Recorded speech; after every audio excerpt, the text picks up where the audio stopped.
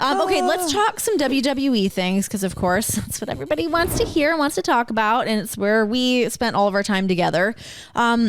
You had such an interesting career in WWE. I mean, you got to do so many different things. But I mean, you coming in there starting as a valet, what was kind of like the initial pitch for that? And I guess just like the success of it, because it's a real art form. Of course, we know that, of like being a valet in WWE, but you like crushed it. Like you were so good. Thank you. I think that it was, I came in with an acting background and just performance and storytelling and basically committing to whatever character, like playing a romance story. I mean, I was doing Nutcracker and Swan Lake, like all these things where showing a story that you're in love with someone, and then heartbreak and betrayal was just normal. Yeah. And, then with acting, you just learn to do it with words and not just your body. And so with WWE, I connected with all those aspects really quickly of like, okay, we can tell stories with our words, but we can also tell stories with our action and bodies. And I felt like the verbiage part, I picked up a lot quicker because in your great promo for sure. Thank you. Yeah. Thank you. And I think in WWE, everyone is athletic. When people are dissing, oh, that person sucks. No, everyone's is amazing. Good. Yeah. Everyone is the best athletes in the world. It's just, some of them are gold medalists, you know, some of them are like the 0.0001%. And those are the people like the Charlottes, the Ronda Rouseys, they're winning. And kind of a lot of times, rightfully so, they really would kick my ass in a real fight. So I would not want to participate in that fight. No, thank you.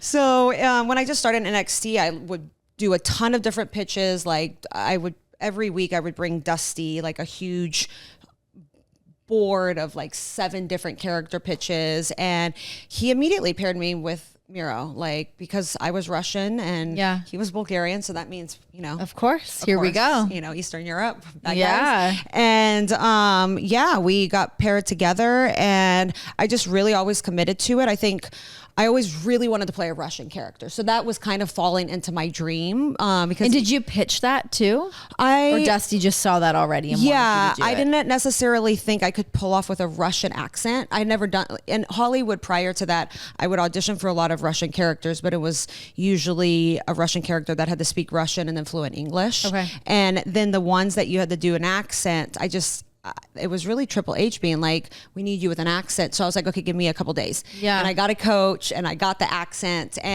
but it was my dream. Like I always wanted to play a Russian character because I grew up in the former Soviet Union. And also what's going to make me stand out over all the other brilliantly amazing actresses that are blonde out there, or just, so it was kind of that. And then Miro, they wanted to bring up, and we just had a great connection. We were doing more comedy.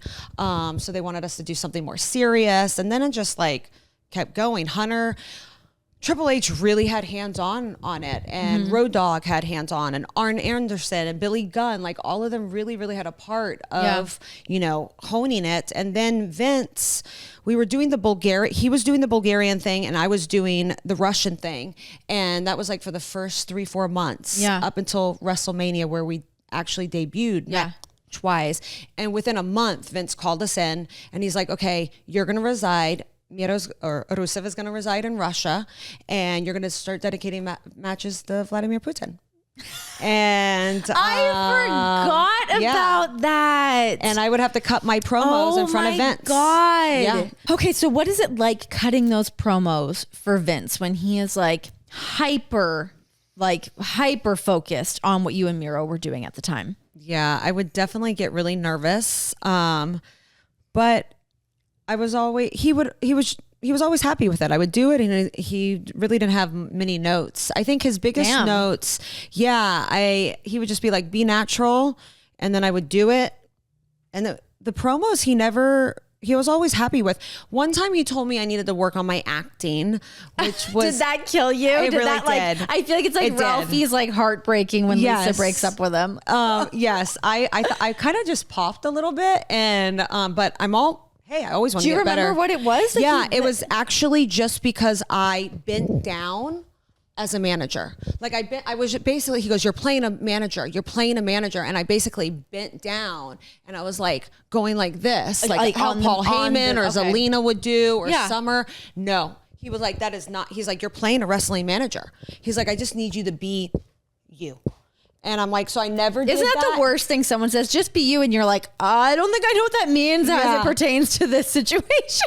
So I never did that again. And I think it was also a segment that I did with Zeb and yes, and Swagger. That guy. And we were doing some debate and I got really mad. And he pulled me aside. He was like, you're playing mad. You're playing the state of mad. He's like, I just need you to listen.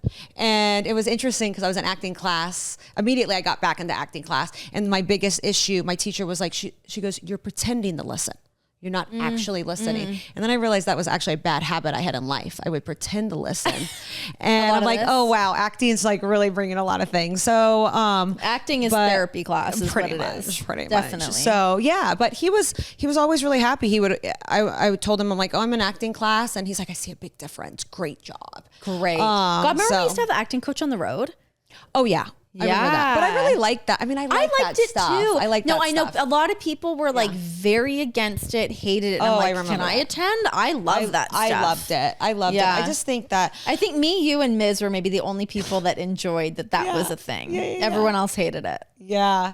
Mira liked it. It just taught me, it taught me how to get it deeper into just tap into different emotions. But also one thing I really took with me that I think really helped my wrestling promos was I would always pause, and a lot of wrestlers do this, they'll do the promo and right before they're about to do the zinger, the drop the bomb, they do a long pause and they drop it versus don't play the meaning of the line. Just say it. Yeah. Because that's what we do in life. Yeah. And it's actually a lot more impactful. So I but really it's not started hard to do in front of a crowd because you do have to work on the pacing to the reactions and listening to them. For sure. That was the one thing I liked about during the pandemic, which that probably the only thing that I liked is that one, I knew I could time my promo to the T. Yes. And then also you don't have to cater as much to the sound because if they're making more noise, you have to pause because that's going to be a part of the success of the segment. Yes.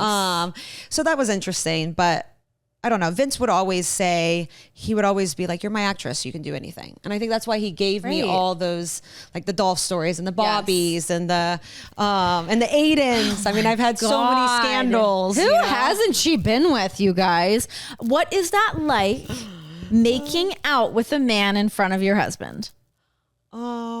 I don't know. I really came from the I'm not sure I blacked out during it. I do feel like I kind of black out in it. I think that again, going from such a young age, telling stories of romance and love. And at 15 years old, I was casted in this ballet, modern dance ballet that it was about the Holocaust. And I was getting married and falling in love. And my mother was the director and I had to kiss this boy and I was 16. Yeah. And so it's just kind of it's just a job. You can separate them. Yeah. It's just it's the job. You're storytellers. Yeah. And so they were hot and heavy makeouts though. They were pretty. I don't know. I just go blank. I just go blank. The crazy thing though with Dolph, what was super awkward was that we actually had to practice the kiss in front of no. Vince. What? Yes. Shut and Miro. Your mouth. And Johnny Ace. So, and the funny thing is Summer, you'll love this. Summer the week before was telling, Summer's such a great storyteller and she's hilarious. Yeah. And so she's telling the story of how she had to practice kissing Dolph in front of Vince and her Layla section. And I was like, what? You had to practice in front of Vince? Yeah, right. She's like, be ready. You might need to do the same at some point. I'm like, oh my God. Okay. A week later, we get called in. It's Ace, Vince, Dolph, Miro, and we had to practice the kiss. And Miro's turning red in the corner. He's just and Vince is like, what? We're all adults. What's the problem? What's the problem? We're all adults. This is professionalism. Don't be weird. And I'm like, oh my gosh. So we do it. And Vince goes, no. He's way slower. So he does it. He doesn't fully kiss Johnny Ace, but he does it fully super slow and they get like this close. Stop. I'm like, this is I could not. I mean, it was hilarious. Dolph is dying. Like he's literally in the corner dying because he's close with Ace and like Vince, and it's apparently not his first time. Oh my God. But that's why we went so slow in that segment. I recently watched it with one of my friends and I was like, this is so slow, but everyone was like, oh, you look so innocent, like you had never done it before. And that's what Vince was going for. Like Vince was going for, like, especially that kiss versus the other one. Yeah. He wanted it to be like innocent. She's never kissed someone before. And it was like, how sweet. It was very weird. Like watching it back, I'm like, I look like I'm like trying to kiss a child.